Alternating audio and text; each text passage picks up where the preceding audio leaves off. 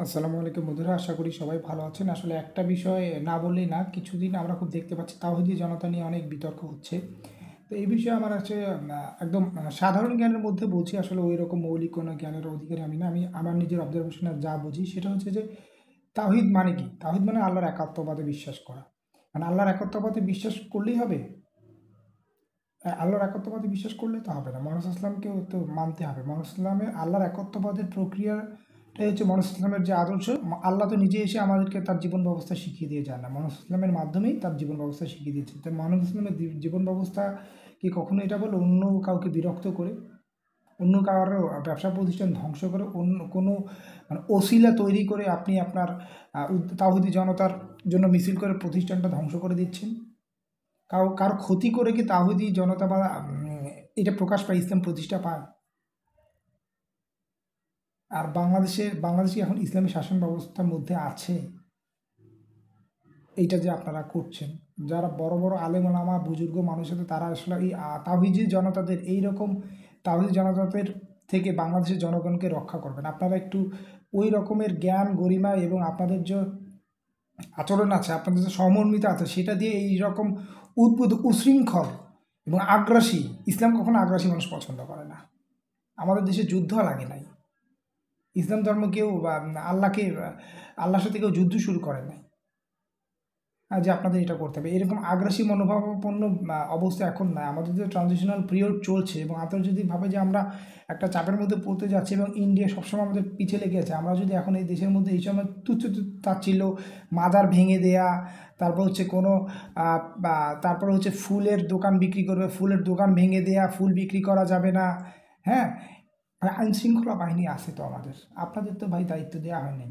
আপনারা যদি দায়িত্ব দেওয়া হয়, সরকার যদি দেয়, আপনি যদি ইসলামী রাষ্ট্র প্রতিষ্ঠা করেন, তখন যদি আপনারা দায়িত্ব পান তালেবানের মতো, তখন আপনারা করেন, আমরাও করব। আমরাও তো চাই দেশের মধ্যে ইসলামী শাসন প্রতিষ্ঠিত হোক।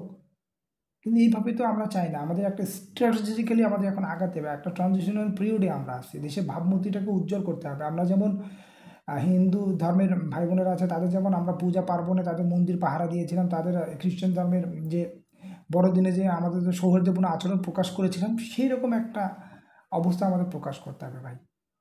আমরা এখন নিজেদের মধ্যে ঝগড়া বিপদে না জড়াই, আমাদের ধর্মটাকে একটু ওই মূল্যবোধের জায়গায় নিয়ে আসি, আমরা এই আগ্রাসী মনোভাবটা না দেখাই ভাই। তাহলে আমাদের যে পার্শ্ববর্তীদের যে রকম শত্রুতা করছে আন্তর্জাতিক বিশ্বে, আমাদের যে ভাবমূর্তি প্রকাশ করতে যাচ্ছে, সেটা আসলে তারা সফল কাম হবে। আর আপনারা যদি পর ঘন ঘন এই কাজ করেন, তাহলে বুঝতে পারবো আপনারা আসলে যে পতিত স্বৈরাচার ছিল তাদের দোষর হিসেবে কাজ করছেন। তারা দেশের শান্তি শৃঙ্খলা ফিরিয়ে আনতে চাচ্ছেন না। তো আপনাদের প্রতি আকুল আবেদন, যে কোনো সামান্য বিষয়ে আপনাদের এত উত্তেজিত হওয়ার কিছু না। দেশে আইনশৃঙ্খল পরিস্থিতি আছে এবং তাদেরকে সম্মান করেন। এবং যেহেতু সেনাবাহিনী এখন মাঠে আছে, আপনাদের নিজের হাতে আইন তুলে নেওয়ার কোনো দরকার নাই ভাই। হ্যাঁ, আপনারা আসলে দেশটাকে ভালোবাসে এবং আন্তর্জাতিকভাবে দেশের যে অবস্থা, আপনারা অনেক জ্ঞান গরিমা সম্পন্ন মানুষ হইতে পারেন। আন্তর্জাতিক যে পলিটিক্স চলতেছে, সেই পলিটিক্সের মধ্যে আপনাদের একটু ধারণা আনতে হবে। দেশটাকে বিশৃঙ্খল এবং একটা গৃহযুদ্ধকর পরিস্থিতিতে আপনারা নিয়ে যাবেন না।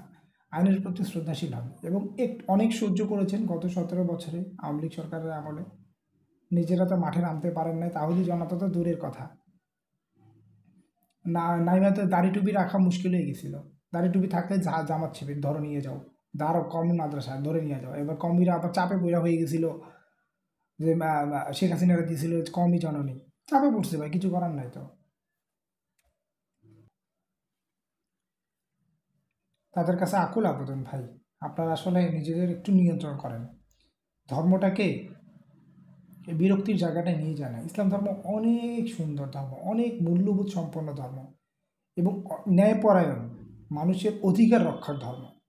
হ্যাঁ, সেইখান থেকে আমরা শিক্ষা নিতে চাই। আমরা তো আসলে ওইভাবে ইসলামের গরিমা আসলে বাহ্যিকভাবে যেটা বুঝি সেটাই। আপনারা যারা আলেম ওলামা আছেন, যারা তাওহীদি জনতা নিজে দাবি করেন, ইসলামের মূল্যবোধ সম্পর্কে আপনাদের অবশ্যই জ্ঞান আছে, তাদের কাছ থেকে আমরা এটা প্রত্যাশা করতেই পারি যে আপনারা আসলে বিশৃঙ্খল পরিস্থিতি তৈরি করবেন না।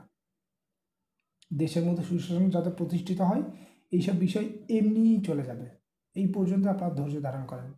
আমরা যদি দেশের মধ্যে শান্তি স্থিতিশীলতা দেবে, ইসলামের একদম নৈতিক আদর্শ যেটা বলে সেটা যদি প্রতিষ্ঠিত করতে পারি আমাদের আচরণ দিয়ে, মহানুভবতা দিয়ে আমাদের মূল্যবোধকে নিরপেক্ষ থেকে মূল্যবোধকে প্রতিষ্ঠিত করে, মুসলমান আদর্শ প্রতিষ্ঠিত করে, তাহলে এইসব জিনিস এমনি দূর হয়ে যাবে।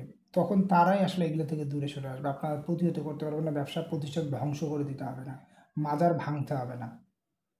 হ্যাঁ, এই সব উৎসব আমাদের আমরা মুসলমানের বাইরে তো আমাদের আসলে আন্তর্জাতিক যে ধর্মনিরপেক্ষবাদ, এটাও তো আমাদের মানতে হয়। আন্তর্জাতিক রাজনীতির সেরার সাথে তো আমার চলতে, আমরা তো একদম স্বয়ংসম্পূর্ণ না, পৃথিবীর সাথে তো আমাদের চলতে হয়। আজকে লালন উৎসব বন্ধ হয়ে যাচ্ছে, কুষ্টে এই উৎসব বন্ধ হয়ে যাচ্ছে, নাট্য উৎসব বন্ধ হয়ে যাচ্ছে।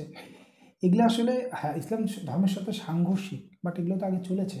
আগে এর থেকে আপনাদের বড় দামি দামি আলেমারা তো এগুলো বন্ধ করেন নাই।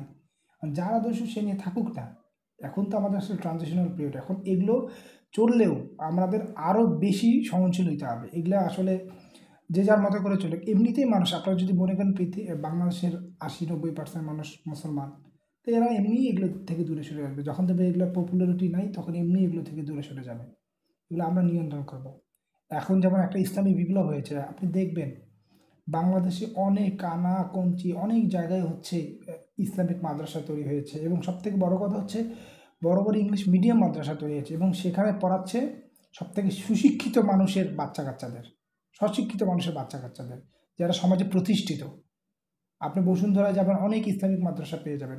বড় বড় আবাসিক এরিয়াগুলোয় চলে যান, অনেক ইসলামিক ইংলিশ মিডিয়ামের মাদ্রাসা, ক্যাডেট মাদ্রাসা পেয়ে যাবেন। এটা কি এমনি প্রতিষ্ঠিত হয়েছে? আপনাদের তাওহীদি আচরণ দিয়ে প্রতিষ্ঠিত হয়েছে? হয় না। তারা সুশিক্ষা শিক্ষিত হয়েছে এবং ইসলামের মূল্যবোধটা বুঝতে পেরেছে, এই জন্য এই মাদ্রাসাগুলো প্রতিষ্ঠিত হয়েছে এবং এগুলো চলছে।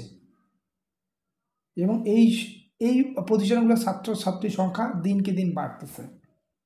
এটা আপনাদের তাওহীদি জনতার আচরণ দিয়ে বাড়ে নাই। মানুষের মূল্যবোধ তৈরি হয়েছে এবং তারা নিজে থেকে স্বশিক্ষা শিক্ষিত হয়েছে। যখন ইসলামী ধারণা তাদের মধ্যে প্রতিষ্ঠিত হয়েছে, ইসলামের যে মূল্যবোধ সেটা যখন তারা বুঝতে পেরেছে, তখন তারা তার সন্তানদের এই ইসলামী শিক্ষায় শিক্ষিত করার প্রয়াস পাচ্ছে। আপনারা যদি এরকম আচরণ করে, তাহলে তো তা আমাদের নিম্ন শ্রেণীর জনগোষ্ঠী বা অন্য ধর্মের জনগোষ্ঠীর এই প্রয়াসটা পাবে না ভাই।